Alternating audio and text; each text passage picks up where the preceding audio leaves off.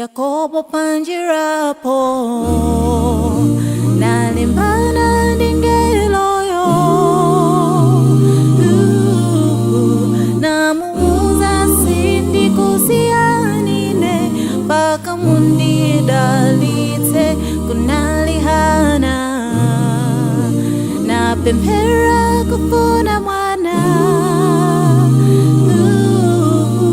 nafulira pa mapenzi yake mpaka Mungu namudalita.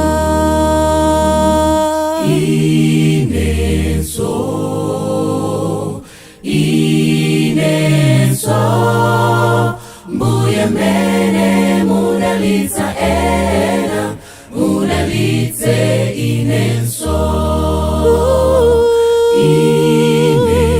mbuye mudalite inenso mbuye mene mudalita ena mudalite inenso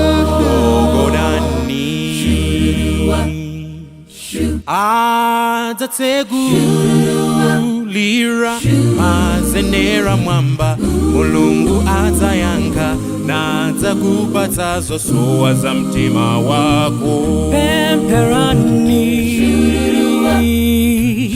kosleke eza Mulungu atayanka potie amamba na atakupata zosowa za mtima wako.